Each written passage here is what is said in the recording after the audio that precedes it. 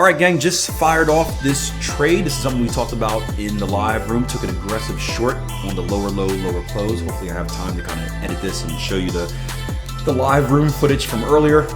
If not, you know what, I'll just do this. This will make it quicker. We load up a higher time frame. I gotta get stops, targets on that at 142s. If we load up a higher time frame real quick, I'll kind of walk you back what we're looking at on dollar yen. That way this video is not too long, but daily, we had a double top, which we had a trader involved in. What we were looking at here on the hourly initially was a fight of this previous level of structure, right? You can see price action came down. We retested this level about 3 times, and we were looking for a break of it with anticipation that price is going to continue back down to the start of our breakout, right? So basically a correction of all the inflation news that happened yesterday, or all the inflation movement that happened yesterday. So looking for a move down to 142.03. Of course, in typical day trading fashion, I went down to my range bar chart, this time on an 8 range, for a kind of a zoomed in view. You get quicker moves, quicker signals here on the range bar chart.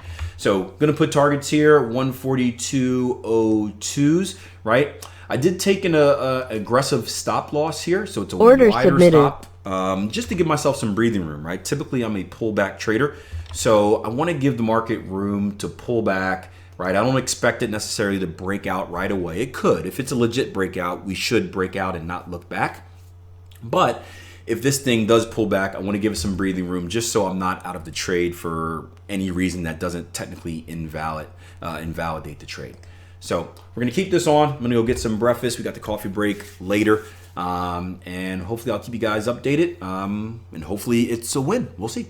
So I want to hop in real quick, give you guys an update. You can see price action pulled back. And again, the reason we had our stop loss above that level of structure is just to provide a little bit of breathing room, because a pullback trade doesn't necessarily invalidate the bearish move that we're looking for. Now, I don't know when I'm going to be able to hop back on. I got to go do a coffee break episode with Jason, then I got to upload the live room. So my recording deal here is going to be taken up for a little bit, but I will come back and update you on the trade. I will manage it in the background throughout the day. But you may not see it for, it may be in the same place when I come back. It may be stopped out. It may be down at targets. Who knows? But I'm not going to be able to kind of do the live commentary just because I'll be uploading other stuff for the business. So hopefully when I come back, I have some good news for you guys. But either way, remember, I don't really care if it wins or loses. This is to demonstrate kind of the ins and outs of what it looks like and feels like to be a day trader. So back with a final update. It's been a few hours, but I told you I was out of the office. But you can see the trade has been stopped out. Now, there's still a lesson to be had. One, it was a good trade. I did everything I was supposed to do, so we mark it down as a quality trade. 2, I was able to reduce risk. So if you remember from the last recording I did, or one of the recordings I did before, we talked about the initial stop loss being about 43, 45 pips away. We're able to get that into the 30s, the high 20s. So I saved myself some money that way. I think we did something very similar in the first day trading walkthrough video as well.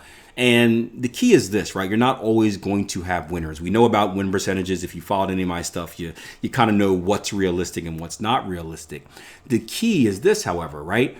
We want to make sure we maximize our wins. We want to make sure we minimize our losses. So whenever I can take a loss where I actually lost less than what I initially planned on losing, in a sense, it's a win, right? It's not a real win. I'd much rather make some money, but I didn't lose as much as I could. And overall, that's going to help my expectancy. That's going to help with my average risk to average loss ratio. And at the end of the day, that's going to push me along the path of remaining consistently profitable. So I think this is my 3rd video I've done for you guys on YouTube. We've got 2 losses, 1 win.